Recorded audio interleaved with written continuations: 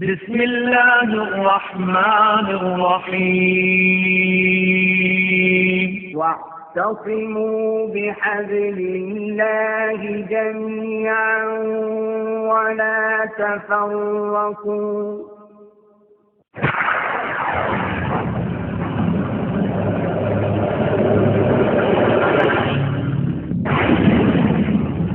إبراهيم إنك حميد مجيد اللهم بارك على محمد وعلى آل محمد كما باركت على إبراهيم وعلى آل إبراهيم إنك حميد مجيد أعوذ بالله السميع العليم من الشيطان الرجيم بسم الله الرحمن الرحيم قاف والقرآن المجيد بل عجبوا أن جاءهم منذر منهم فقال الكافرون هذا شيء عجيب أإذا متنا وكنا ترابا ذلك رجع بعيد قد علمنا ما تنقص الأرض منهم وعندنا كتاب حفيظ بل كذبوا بالحق لما جاءهم فهم في أمر مريج أفلم ينظروا إلى السماء فوقهم كيف بنيناها وزيناها وما لها من فروج والأرض مددناها وألقينا فيها رواسي وأنبتنا فيها من كل زوج بهيج تبصرة وذكرى لكل عبد منيب ونزلنا من السماء ماء مباركا فأنبتنا به جنات وحب الحصيد والنخل باسقات لها طلع نضيد رزقا للعباد وأحيينا به بلدة ميتا كذلك الخروج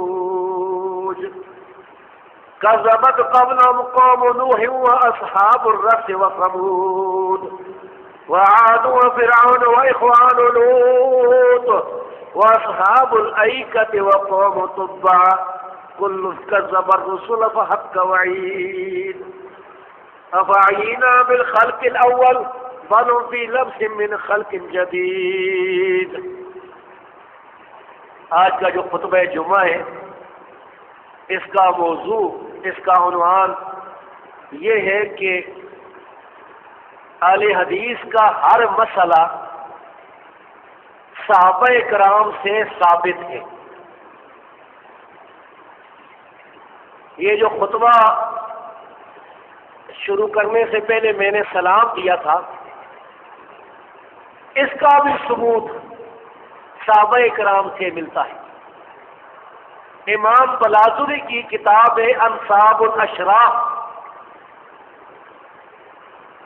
اس کتاب میں صحیح سند سے یہ روایت موجود ہے کہ سیدنا عمار بن یاسر رضی اللہ تعالی عنہ جب خطبے کے لیے آتے تھے، جب خطبہ شروع کرتے تھے تو لوگوں کو سلام کہتے تھے، السلام علیکم کہتے تھے. اور یہاں پر یہ بھی یاد رہے کہ اللہ کے فضل سے اہل حدیث کا ہر مسئلہ، ہر عقیدہ، ہر عمل قرآن و حدیث اور اجماع سے بھی ثابت ہے، ادلہ شرعیہ سے بھی ثابت ہے، اور ساتھ ساتھ صحابہ کرام، تابعین اعظام اور سلف صالحین سے بھی ثابت. ہم نے کوئی اپنی طرف سے کوئی نیا دین نہیں بنا لیا، کوئی نئے قسم کے اعمال، کوئی تازہ قسم کے عقائد ہم نے خود نہیں بنا لیے۔ ہمارا ہر عقیدہ، ہمارا ہر عمل، ہر مسئلہ ادلہ شرعیہ سے اور صحابہ کرام و سلف صالحین سے ثابت ہے۔ میں اپنے موضوع کی پابندی کرتے ہوئے انشاءاللہ آپ کے سامنے حدیث کی معتبر کتابوں سے صحیح حوالے پیش کروں گا، جن سے مسلک اہل حدیث کا جو کہ اصل میں اہل سنت ہے، اہل حدیث ہی اہل سنت ہے، جو اہل حدیث نہیں وہ اہل سنت نہیں، تو اہل حدیث کا اہل حق ہونا، برحق ہونا، ناجی گروہ ہونا، طائفہ منصورہ ہونا ثابت ہوتا ہے۔ سب سے پہلے تو ابتدا کرتے ہیں نام سے۔ یہ جو اہل حدیث کا نام ہے، نام یہ بھی ہمارے اسلاف سے ثابت ہے۔ اہل حدیث دو قسم کے لوگوں کو کہا جاتا ہے۔ عربی زبان میں، لغت عرب میں، محدثین کی اصطلاح میں دو قسم کے لوگ جو ہیں وہ اہل حدیث کہلاتے ہیں۔ پہلی قسم اہل حدیث محدثین کرام ہیں،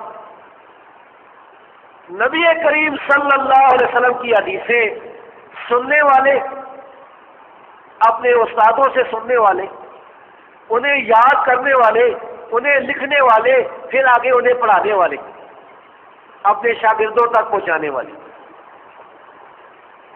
شیخ الاسلام ابن تیمیہ نے اپنی کتاب مجموع فتاوی میں لکھا ہے، چوتھی جلد میں، کہ اہل حدیث محدثین کرام، حدیثیں لکھنے والے۔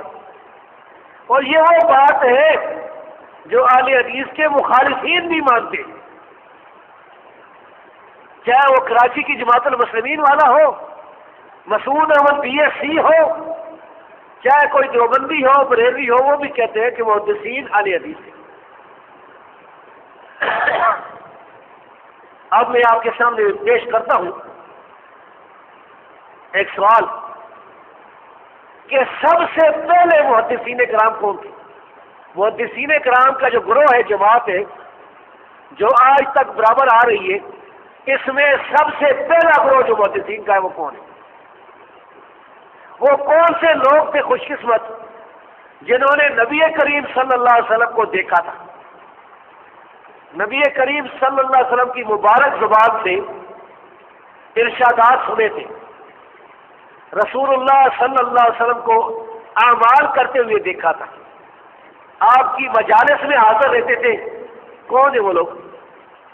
صحابہ کرام ہیں۔ تو سب سے پہلے اہل حدیث صحابہ کرام ہیں، اور یہ بات مخالفین اہل حدیث سے بھی تسلیم کر رہی ہے۔ میرے پاس حضروں میں کتاب پڑھی ہے جس کا نام ہے اجتہاد و تقلید، لکھنے والے ہیں محمد ادریس کاندلوی، لاہور میں فوت ہوئے، بہت بڑے عالم تھے دیوبندیوں کے۔ اس میں صفحہ نمبر 48 پر، 70 نمبر 13 پر کاندلوی صاحب نے لکھا ہے اہل حدیث تو تمام صحابہ تھے۔ دوبارہ سن لیں، انہوں نے لکھا ہے کہ اہل حدیث تو تمام صحابہ تھے، تو ثابت ہو گیا کہ سارے صحابہ اہل حدیث تھے۔ پھر تابعین ہے، پھر تبع تابعین ہے۔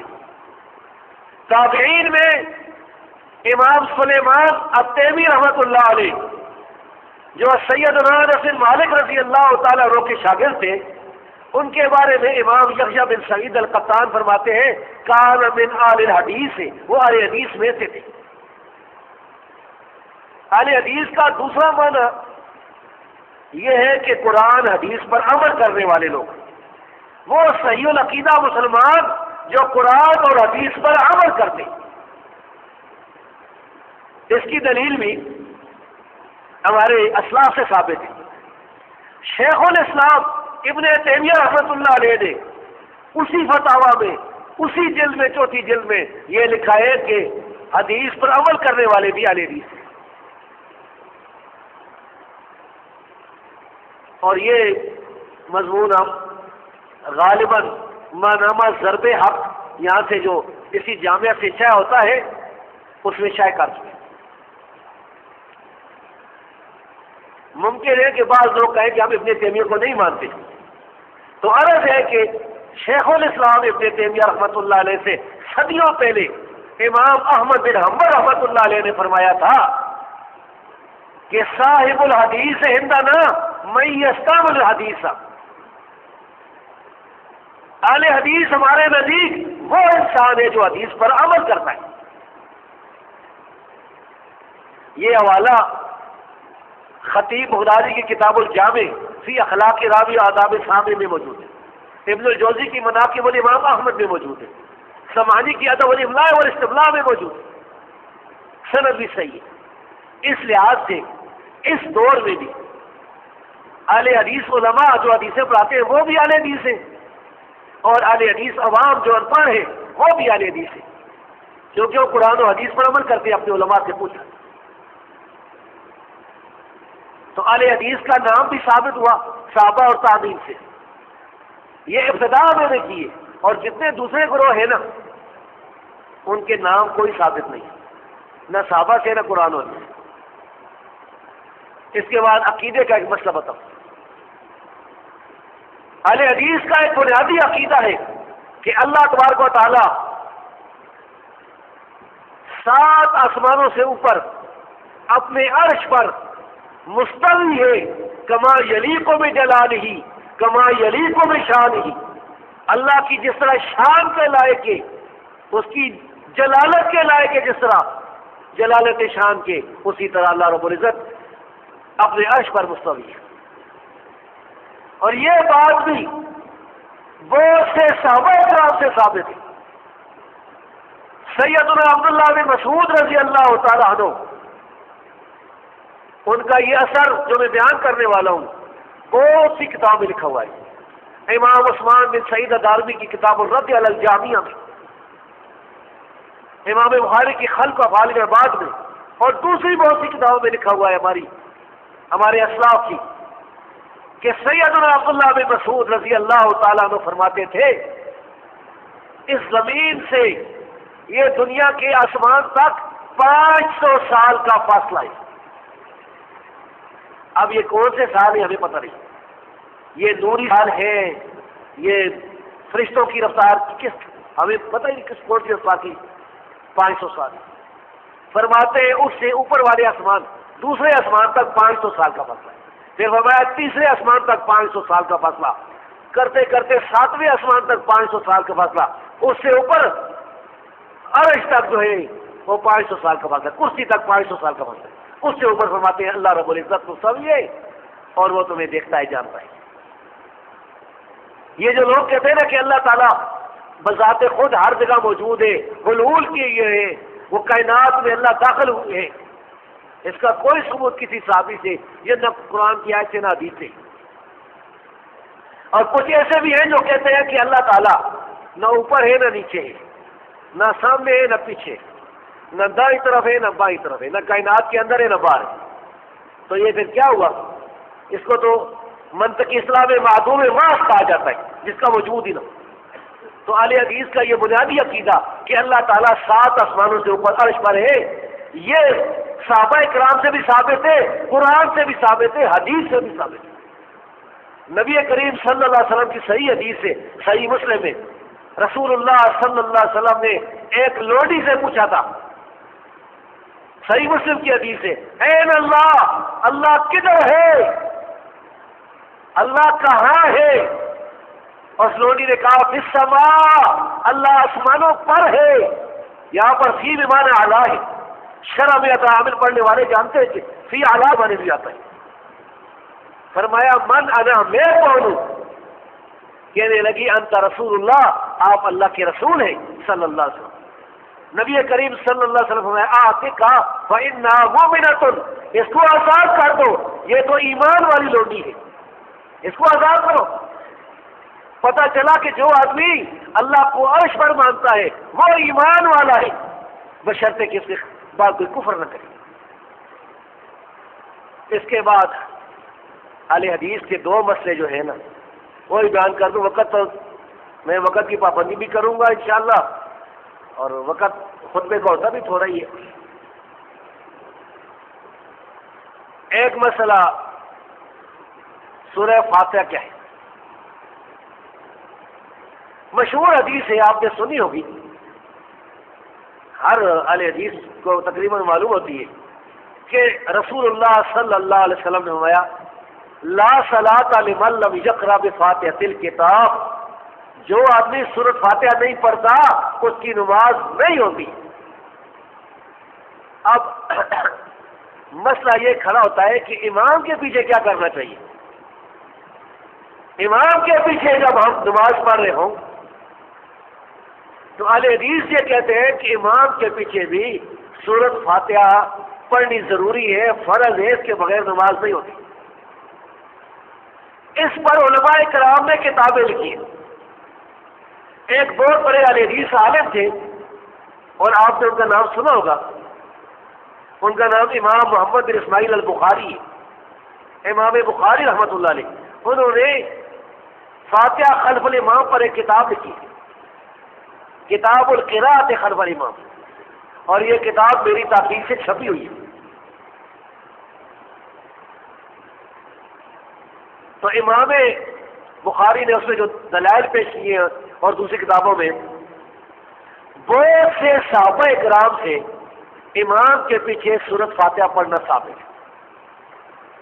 اب یہ جو حدیث میں نے آپ کے سامنے بیان کی ہے کہ فاتحہ کے بغیر نماز نہیں ہوتی، یہ حدیث صحیح بخاری کی ہے، اور اسے بیان کرنے والے سیدنا عبادہ بن ثابت رضی اللہ تعالیٰ عنہ مشہور صحابی ہے، بدری صحابی، جو غزوہ بدر میں نبی کریم صلی اللہ علیہ وسلم کے ساتھ موجود تھے۔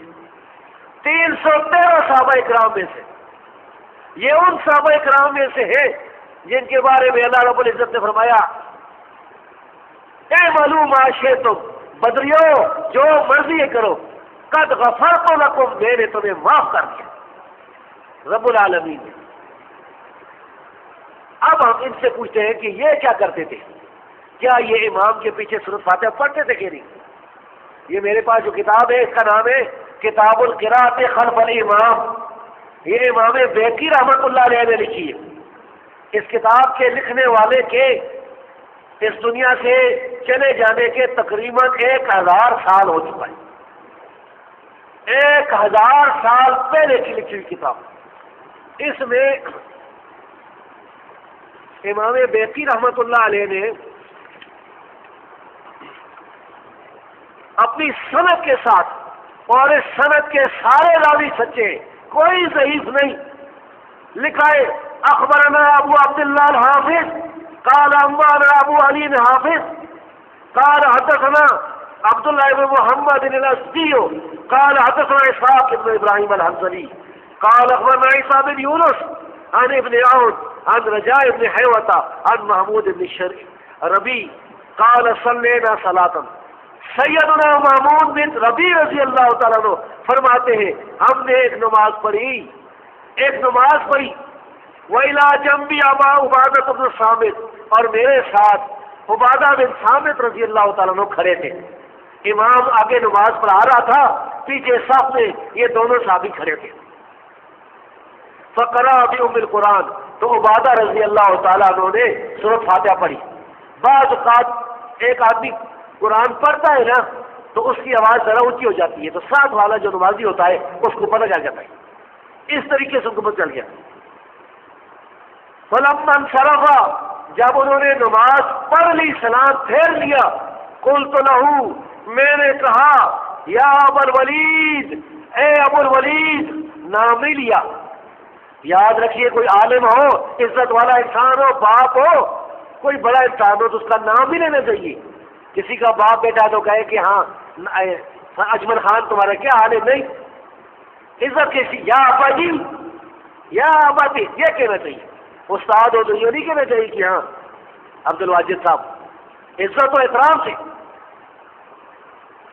یا ابو الولید، اے ابو الولید، علم اسمع کا قرأت بفاتحۃ الکتاب، کیا میں نے سنا نہیں تھا کہ آپ سورۃ فاتحہ پڑھ رہے تھے نماز میں؟ قال بلا، انہوں نے کہا بالکل میں پڑھ رہا تھا، بالکل ضرور. انہ لا صلاۃ الا بفاتحۃ الکتاب، سورۃ فاتحہ کے بغیر نماز ہوتی ہی نہیں. سورہ فاتحہ کے بغیر نماز نہیں ہوتی، نماز ہوتی ہی نہیں. اب یہ ہمارا جو مسئلہ ہے اہل حدیث کا، یہ صحابہ سے ثابت ہو گیا. یہ اپنے گھر سے ہم نے نہیں بنایا ہے، صحابہ کرام سے ثابت ہے.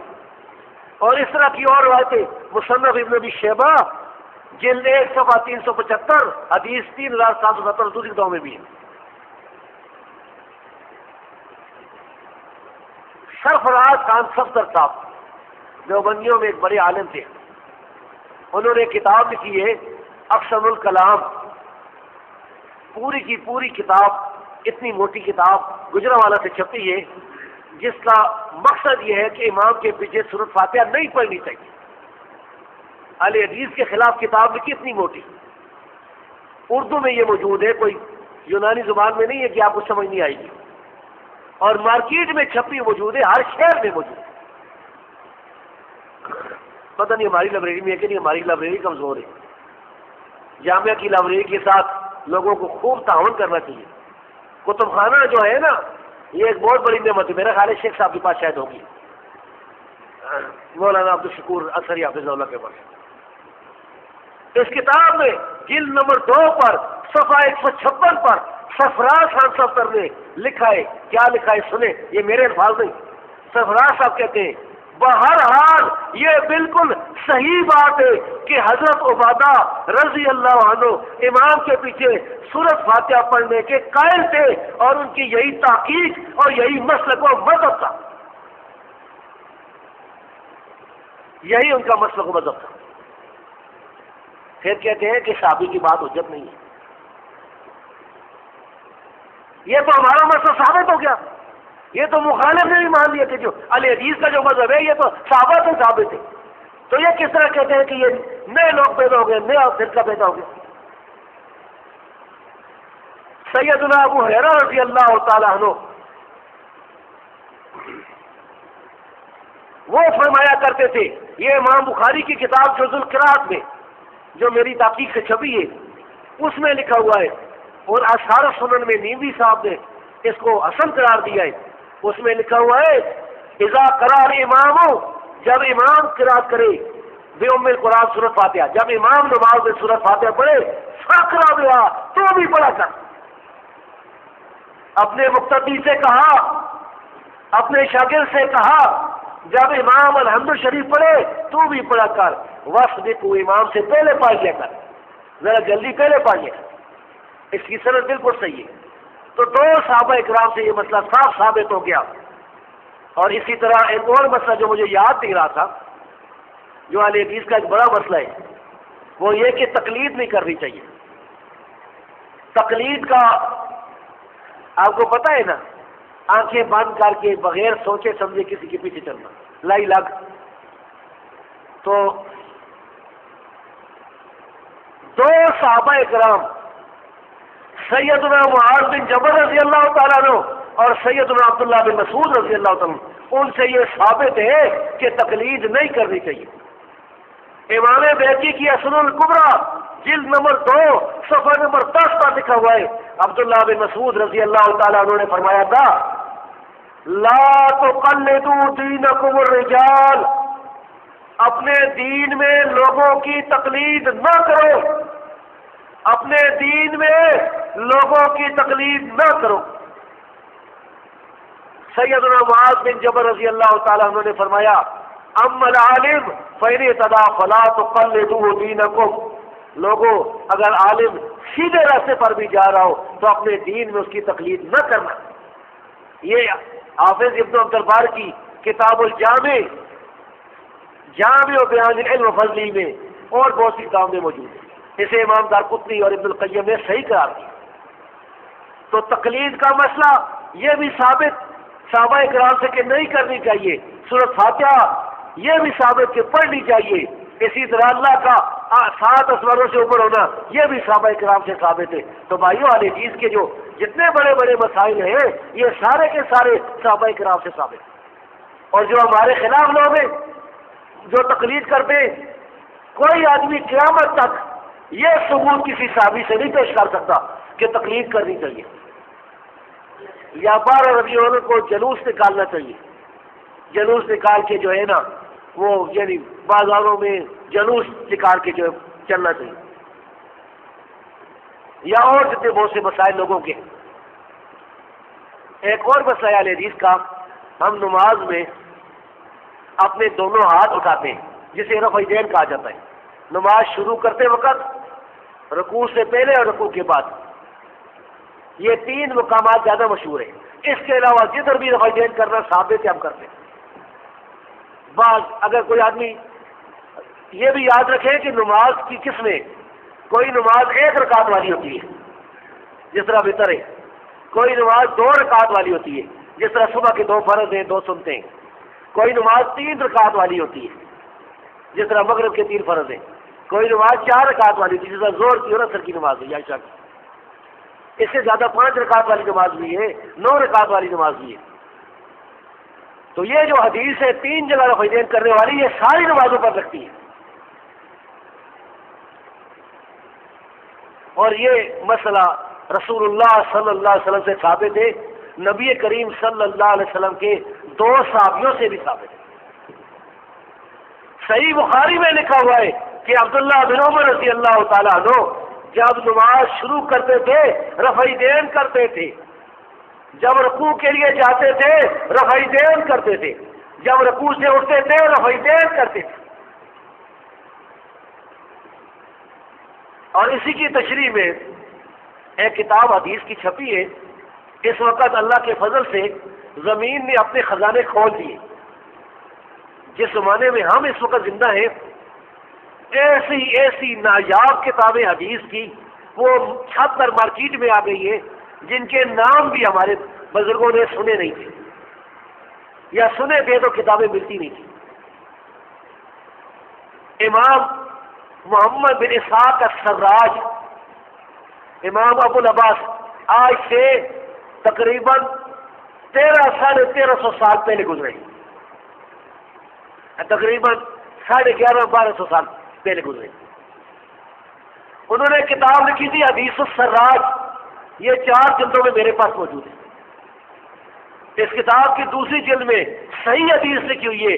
سلیمان الشیبانی کہتے ہیں کہ میں نے عبداللہ بن عمر رضی اللہ تعالیٰ عنہ کے بیٹے سالم بن عبداللہ کو نماز پڑھتے ہوئے دیکھا. وہ رفع یدین کرتے تھے نماز شروع کرتے وقت بھی، رکوع سے پہلے بھی، رکوع کے بعد بھی.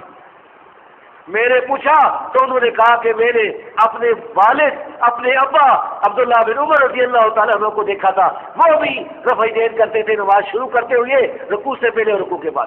اور عبداللہ بن عمر رضی اللہ تعالیٰ فرماتے ہیں کہ میں نے رسول اللہ صلی اللہ علیہ وسلم کو دیکھا تھا، وہ بھی ان تینوں جگہ رفع یدین کرتے تھے. رسول اللہ صلی اللہ علیہ وسلم بھی، آپ کے صحابی بھی، تابعی بھی. آج کل لوگ پروپیگنڈا کرتے ہیں منسوخ ہو گیا. کدھر منسوخ ہو گیا؟ اسی طرح صحیح بخاری میں ایک دوسری حدیث ہے. مالک بن حویرث رضی اللہ تعالیٰ عنہ وہ فرماتے، وہ جب ان کے شاگرد فرماتے کہ وہ بھی نماز جب شروع کرتے تھے رکوع سے پہلے رکوع کے بعد رفع یدین کرتے تھے. یہ رفع یدین 2 صحابیوں سے صحیح بخاری میں ثابت ہے. یہ اپنی طرف سے ہم نے نکال لیا، اور اس کے علاوہ حدیث کی دوسری کتابوں میں بھی ہے. امام بیہقی رحمۃ اللہ علیہ نے اپنی کتاب میں، اپنی مشہور کتاب السنن الکبریٰ میں یہ حدیث لکھی ہے. وہ فرماتے ہیں کہ میرے استاد امام حاکم نے یہ حدیث سنائی. وہ کہتے ہیں کہ میرے استاد امام ابو عبداللہ محمد بن عبداللہ الزاہد الصفار، انہوں نے یہ حدیث بیان کی. وہ کہتے ہیں کہ امام ابو اسماعیل محمد بن اسماعیل السلمی رحمۃ اللہ علیہ نے یہ حدیث سنائی. یہ سارے امام ہیں. وہ کہتے ہیں کہ میں نے ابو النعمان رحمۃ اللہ علیہ کے پیچھے نماز پڑھی. وہ نماز میں شروع میں بھی رفع یدین کرتے تھے، رکوع سے پہلے بھی، رکوع کے بعد، تینوں جگہ. ابو النعمان فرماتے ہیں کہ یہ ابو النعمان امام بخاری کے استاد تھے. وہ کہتے ہیں کہ میں نے حماد بن زید کے پیچھے نماز پڑھی، وہ بھی تینوں جگہ رفع دین کرتے تھے. حماد بن زید فرماتے ہیں کہ میں نے ایوب سختیانی کے پیچھے نماز پڑھی، وہ بھی رفع دین کرتے تھے تینوں جگہ. ایوب سختیانی فرماتے ہیں کہ میں نے عطا بن ابی رباح کے پیچھے نماز پڑھی، وہ بھی رفع دین کرتے تھے تینوں جگہ پر. عطا بن ابی رباح فرماتے ہیں کہ میں نے عبداللہ بن زبیر رضی اللہ تعالیٰ کے پیچھے نماز پڑھی، وہ بھی رفع دین کرتے تھے تینوں جگہ. عبداللہ بن زبیر رضی اللہ تعالیٰ عنہ فرماتے ہیں کہ میں نے ابو بکر صدیق رضی اللہ تعالیٰ عنہ کے پیچھے نماز پڑھی، وہ بھی جب نماز شروع کرتے تھے رفع دین کرتے تھے، رکوع سے پہلے رفع دین کرتے تھے، رکوع کے بعد رفع دین کرتے تھے. اور ابو بکر صدیق فرماتے ہیں کہ میں نے رسول اللہ صلی اللہ علیہ وسلم کے پیچھے نماز پڑھی، تینوں جگہ رفع دین کرتے تھے. مبارک والے حدیثوں، صحیح بخاری سے بھی ثابت، حدیث کی دوسری کتابوں سے بھی ثابت، نبی کریم صلی اللہ علیہ وسلم سے بھی ثابت، صحابہ کرام سے بھی ثابت. یہ کوئی معمولی بات ہے؟ رفع دین جو ہے یہ کیا کیوں جاتا ہے؟ امام طبرانی کی المعجم الاوسط میں 17ویں جلد میں یہ صحیح حدیث موجود ہے کہ سیدنا عقبہ بن عامر رضی اللہ تعالیٰ عنہ فرماتے ہیں کہ جو آدمی نماز میں رفع دین کرتا ہے اسے 10 نیکیاں ملتی ہیں، ہر انگلی کے بدلے ایک نیکی ملتی ہے، اور ایک روایت میں آتا ہے گناہ بخشا جاتا ہے. کتنا ثواب ہے! نبی کریم صلی اللہ علیہ وسلم کے طریقے پر عمل بھی، نماز بھی سنت والی، نماز بھی نبی والی، اور ساتھ نیکیاں بھی، ثواب بھی. اسی طرح جمعے کے خطبے کا وقت جو ہے وہ تقریباً ہمارا ختم ہو رہا ہے. باقی بھی جو مسائل ہیں بڑے بڑے وہ سارے جو ہیں وہ صحابہ کرام سے بھی ثابت ہیں. مثال کے طور پر ابھی جب نماز ہوگی، نماز کے بعد اللہ کے فضل سے ہمارے سارے اہل حدیث بھائی کندھے سے کندھا اور قدم سے قدم ملائیں گے، پاؤں سے پاؤں ملائیں گے، کندھے سے قدم ملائیں گے. یہ بھی صحابہ کرام ثابت ہے. صحیح بخاری میں موجود ہے، انس بن مالک رضی اللہ تعالیٰ عنہ فرماتے ہیں کہ ہم میں سے ہر آدمی دوسرے کے کندھے سے کندھا ملا لیتا تھا، پاؤں سے پاؤں ملا لیتا. اور ایک روایت میں یہ بھی ہے، وہ فرماتے ہیں کہ میں اگر آج، یہ اپنے دور کی بات کر رہے ہیں جب لوگوں نے سنتے چھوڑ دی تھی، بدعت شروع ہو گئی تھی، آج اگر کسی آدمی کے پاؤں سے پاؤں ملاؤں تو وہ اس طرح بھاگتا ہے جس طرح کہ گدھا ہوتا ہے، جس طرح گدھا بھاگتا ہے. انہوں نے گدھے کے ساتھ تشبیہ دی ان لوگوں کو جو پاؤں نہیں ملاتے. اگر ہم جرابوں پر مسح کرتے ہیں تو یہ بھی حدیث سے ثابت ہے، سیدنا علی رضی اللہ تعالیٰ عنہ سے ثابت ہے، سیدنا براء بن عازب رضی اللہ تعالیٰ عنہ ثابت ہے، سیدنا سعد رضی اللہ تعالیٰ عنہ ثابت ہے، صحابہ کرام ثابت ہے. تو بھائیوں، یہ میرے آج کے خطبے کا خلاصہ یہ کہ اہل حدیث کا ہر مسئلہ قرآن اور حدیث سے ثابت ہے، اجماع سے ثابت ہے، صحابہ کرام سے ثابت ہے، سلف صالحین سے ثابت ہے. یہ صدیوں سے آ رہا ہے، 1400 سال سے آ رہا ہے. ہم نے اپنی طرف سے کوئی دین نہیں بنا لیا. اس لیے سوچ لیں، موت کا فرشتہ آنے والا ہے، ایک وقت ایسا آنے والا ہے جب دنیا سے چلے جائیں گے، قبر کی رات آنے والی ہے. پھر سوچ لیں، جو اس راستے کو چھوڑ کر دوسرے راستوں پر چلے گا، بدعت کے راستوں پر چلے گا، شرک کے راستوں پر چلے گا، کتاب و سنت کی مخالفت پر کے راستوں پر چلے گا، وہ سوچتے کہ وہ اللہ کو کیا جواب دے گا. جب قبر میں منکر نکیر آئیں گے تو کیا جواب دے گا؟ اپنے آپ کو اس دن کی سختیوں سے کس طرح بچائے گا؟ بھائیو، اس دن کوئی بچانے والا نہیں. اللہ کے عذاب سے، اللہ کی پکڑ سے کوئی بچانے والا نہیں. ہاں، جو لوگ ایمان لائیں گے دنیا میں، نیک اعمال کریں گے، الا الذین آمنوا وعملوا الصالحات، یہ وہ لوگ ہیں جو اس دن کامیاب ہوں گے. تو اس دن کے لیے تیاری کریں. اگر کوئی غلطیاں ہو گئی تو اللہ سے معافی مانگے. اللہ رب العزت غفور رحیم ہے. واقول قولی ھذا واستغفر اللہ لی ولکم سائر المؤمنین. آمین یا رب العالمین.